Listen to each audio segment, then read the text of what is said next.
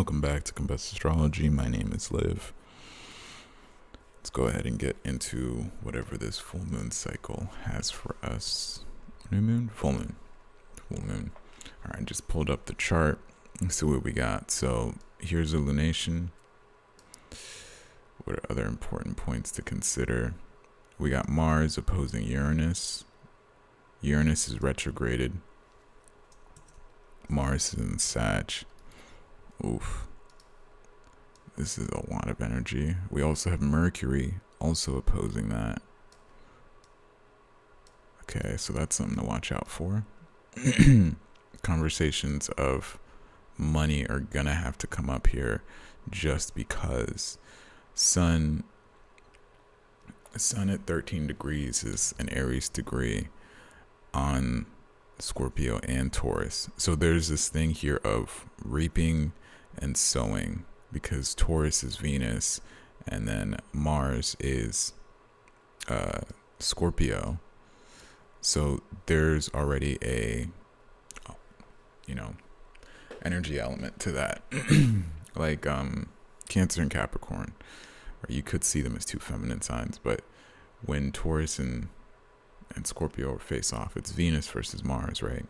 But then you also have Mars here energetically being opposed by Uranus. So there's a lot of stuff here energy wise for the collective, but also for you individually, how it is that you're feeling. I think that this point in time, because of Sagittarius energy, is very direct. It's an arrow, and with it being an arrow, it wants to shoot to go somewhere. Then you have Gemini and Uranus. With Uranus is like the shock that's going to cause like a factor, and then Gemini is constantly changing. This could probably be like an energetic thing that could cause frustration, because the lunation is about things that haven't changed, and then this being wanting to change. I think also Mercury being in Sagittarius before it gets retrograded is that things are going to definitely elevate, and conversations will spark quickly because of it opposing Gemini. This is a lot of colors. So that's already a really big thing in this lunation that I would consider to be something you want to watch out for. I know that this doesn't exactly put it as like a really big aspect to look out for, but I personally think that opposition is very important to look at. The next thing is going to be how it is that the sun is touching the nodes, right? So sun and the north and south node are having a sextile, and moon is also having this sextile, so it creates this like square configuration.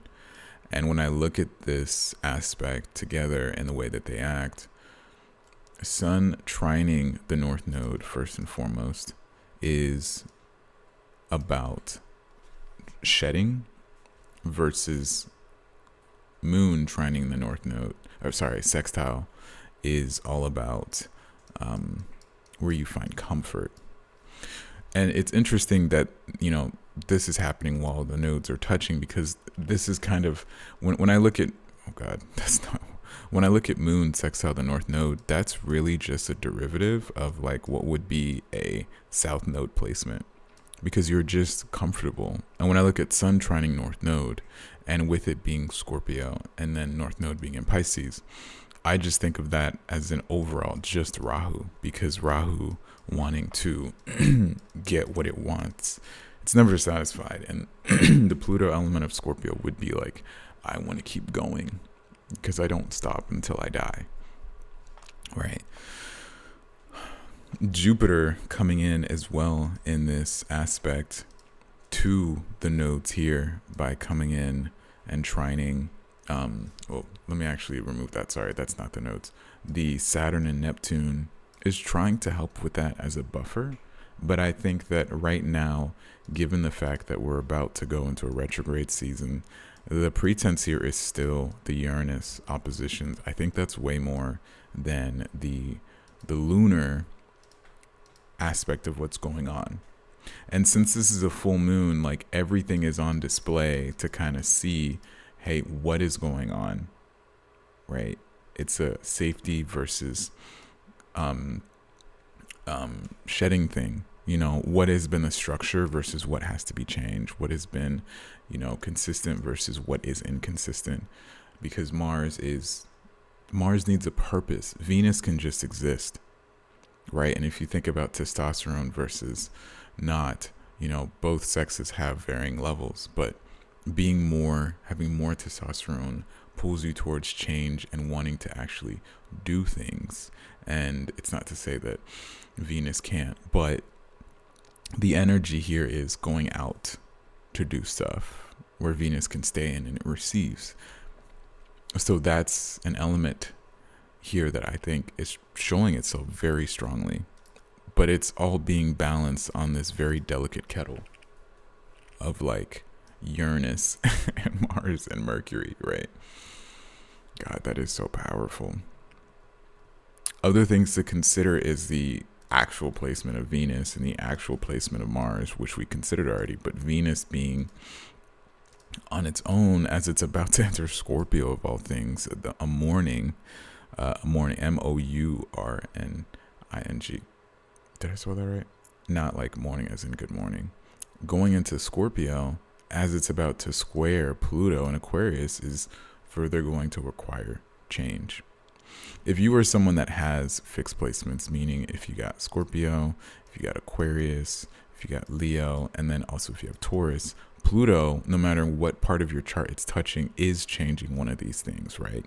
It's going to ask you to reassess. So whether or not that's the square, whether or not that's the conjunction, the opposition, or a square again, you still have to do something. For Scorpio and Taurus, you have to let something go.